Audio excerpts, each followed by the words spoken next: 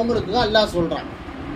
இப்ராஹிம் அலைஹிஸ்ஸலாம் அவங்க அல்லாஹ் சொல்லும் பொழுது இன்னஹு கான இப்ராஹிம அவ்வாஹும், இப்ராஹிம் அலைஹிஸ்ஸலாம் அவர்கள் எல்லா சந்தர்ப்பத்திலும் எல்லா சூழ்நிலையிலும் அவருக்கு ஏற்பட்ட இன்பம் துன்பம் எல்லா சந்தர்ப்பத்திலும் அவர் அல்லாஹ்வை சார்ந்திருந்தார், அல்லாஹ்வின் பக்கமாக அவர் முன்னோக்கி இருந்தார் என்று இப்ராஹிம் அலைஹிஸ்ஸலாம் அவர்களை குறித்து சிலாகித்து புகழ்ந்து கூறக்கூடிய அந்த வார்த்தையை நபி ஸல்லல்லாஹு அலைஹி வஸல்லம் அவங்க தன் மனைவி ஜைனப் நாயை பார்த்து ரசூலுல்லாஹ் சொன்னாங்க, அன்கி அவ்வாஹா, ஜைனப் இருக்காங்களே எப்பொழுதும் அல்லாஹ்வை சார்ந்திருக்கக்கூடிய பெண்மணி.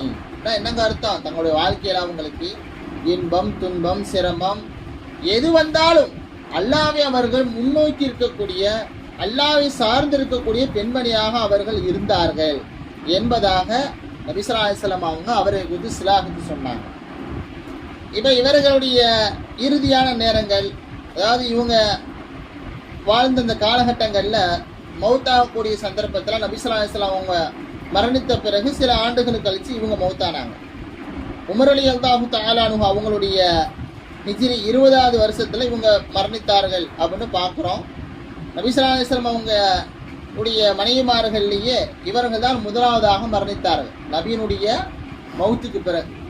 ரசூல் ஸல்லல்லாஹு அலைஹி வஸல்லம் அவங்க மௌத்தாகக்கூடிய சந்தர்ப்பத்தில் தங்கள் மனைவிமார்கள்ட்ட சொன்னாங்க, யாருடைய கை ரொம்ப நீளமாக இருக்குதோ, தாத்துல் எது அப்படின்னு சொல்லக்கூடிய யாருடைய கை ரொம்ப நீளமாக இருக்குதோ அந்த மனைவி என்ன செய்வாங்க, முதலாவதாக மரணிப்பாங்கன்னு சொல்லிட்டு போயிட்டாங்க.